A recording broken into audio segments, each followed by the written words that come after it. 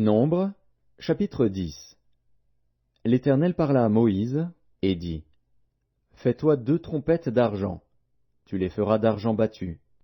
Elles te serviront pour la convocation de l'assemblée et pour le départ des camps. Quand on en sonnera, toute l'assemblée se réunira auprès de toi, à l'entrée de la tente d'assignation. Si l'on ne sonne que d'une trompette, les princes, les chefs des milliers d'Israël, se réuniront auprès de toi. Quand vous sonnerez avec éclat, ceux qui campent à l'orient partiront. Quand vous sonnerez avec éclat pour la seconde fois, ceux qui campent au midi partiront. On sonnera avec éclat pour leur départ. Vous sonnerez aussi pour convoquer l'assemblée, mais vous ne sonnerez pas avec éclat. Les fils d'Aaron, les sacrificateurs, sonneront des trompettes. Ce sera une loi perpétuelle pour vous et pour vos descendants. Lorsque, dans votre pays, vous irez à la guerre contre l'ennemi qui vous combattra, vous sonnerez des trompettes avec éclat, et vous serez présents au souvenir de l'Éternel, votre Dieu, et vous serez délivrés de vos ennemis.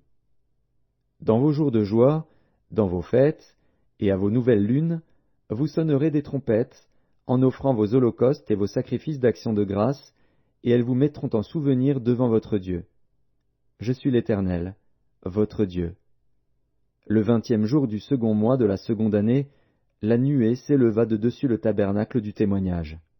Et les enfants d'Israël partirent du désert de Sinaï, selon l'ordre fixé pour leur marche. La nuée s'arrêta dans le désert de Paran. Ils firent ce premier départ sur l'ordre de l'Éternel par Moïse. La bannière du camp des fils de Juda partit la première, avec ses corps d'armée. Le corps d'armée de Juda était commandé par Nachshon, fils d'Aminadab. Le corps d'armée de la tribu des fils d'Issachar, par Nethanil, fils de Tsuar. Le corps d'armée de la tribu des fils de Zabulon, par Eliab, fils de Hélon. Le tabernacle fut démonté, et les fils de Gershon et les fils de Merari partirent, portant le tabernacle. La bannière du camp de Ruben partit, avec ses corps d'armée. Le corps d'armée de Ruben était commandé par Élitsur, fils de Chédéur. Le corps d'armée de la tribu des fils de Siméon, par Shelumiel, fils de Tsurishadaï. Le corps d'armée de la tribu des fils de Gad, par Eliasaph, fils de Déuel. Les Kéatites partirent, portant le sanctuaire, et l'on dressait le tabernacle en attendant leur arrivée. La bannière du camp des fils d'Éphraïm partit, avec ses corps d'armée. Le corps d'armée d'Éphraïm était commandé par Élishama, fils d'Ammiud. Le corps d'armée de la tribu des fils de Manassé, par Gamliel, fils de Pédatchur. Le corps d'armée de la tribu des fils de Benjamin, par Abidan, fils de Gidéoni. La bannière du camp des fils de Dan partit, avec ses corps d'armée. Elle formait l'arrière-garde de tous les camps. Le corps d'armée de Dan était commandé par Ahiézer, fils d'Amishadaï. Le corps d'armée de la tribu des fils d'Azer, par Pagiel, fils d'Ocran.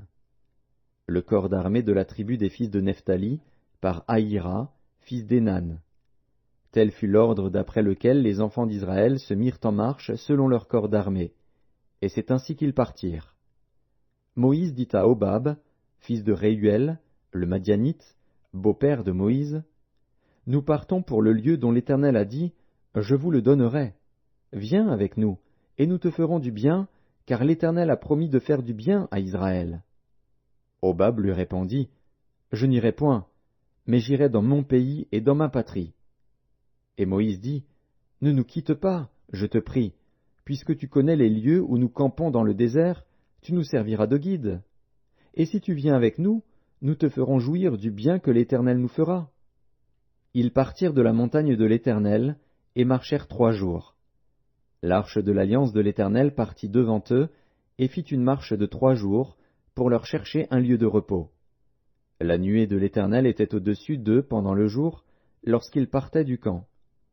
Quand l'arche partait, Moïse disait, « Lève-toi, Éternel, et que tes ennemis soient dispersés, que ceux qui te haïssent fuient devant ta face. » Et quand on la posait, il disait, « Reviens, Éternel, aux myriades des milliers d'Israël. »